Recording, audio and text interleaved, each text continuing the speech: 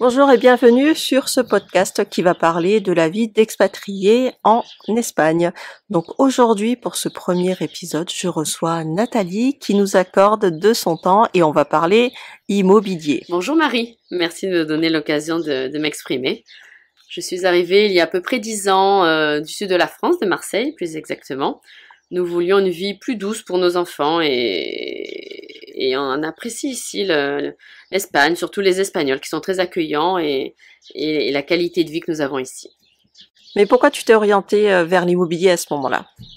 Eh bien écoute, j'étais pendant 25 ans hygiéniste dentaire, j'ai travaillé dans un cabinet dentaire avec des relations humaines différentes, diverses et variées.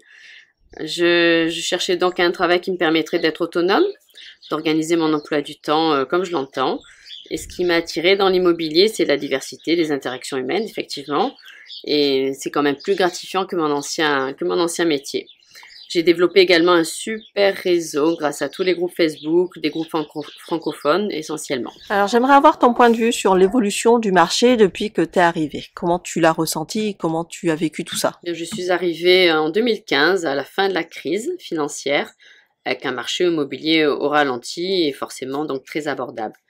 Et depuis, l'immobilier n'a cessé d'augmenter, en particulier depuis la pandémie qui a malheureusement changé complètement la mentalité des gens, avec beaucoup d'investisseurs et puis pas mal de clients qui veulent eux aussi profiter du soleil et avoir un petit bout de jardin ou une terrasse au soleil. Ouais, tout à fait. Enfin, nous, ça fait 1 an maintenant qu'on est là et c'est vrai qu'on a vu les prix exploser et on s'était imaginé arriver en se disant ah c'est bon, c'est l'Andalousie, ça va être facile, on va pouvoir mettre 200 000 €, avoir un 400 mètres carrés. Et non, pas du tout. On a eu une petite douche froide en se disant déjà on a beaucoup de mal à louer parce que les locations long terme c'est extrêmement compliqué. Là on est chanceux, on a réussi à trouver quelque chose, mais même les prix ont pris dans certains quartiers 10%. Et je dirais que ça a augmenté de bien plus, mais bon, effectivement, selon les quartiers, on est presque à 20% d'augmentation quand même.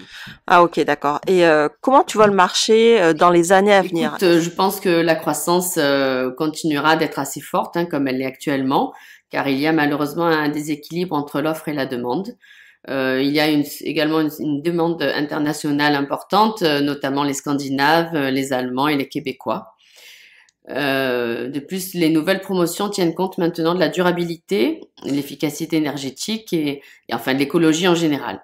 D'accord. Et pour les locations, qu'est-ce que tu en penses? Est-ce que quelque chose va changer ou pas? Je dirais que c'est idem pour le marché locatif qui reste dynamique avec des prix très élevés, mais cela pourrait changer avec les lois qui seront mises en place cette année.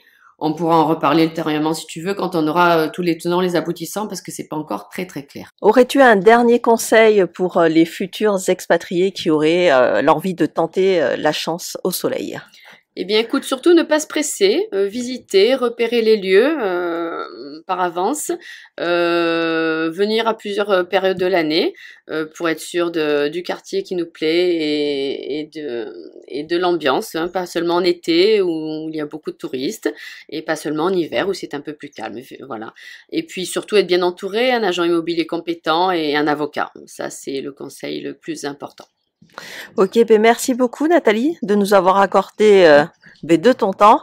Et si jamais vous êtes intéressé, vous cherchez quelqu'un, Nathalie est là pour répondre à toutes vos questions. Je mettrai donc les coordonnées de Nathalie et de son site, comme ça vous allez pouvoir la contacter.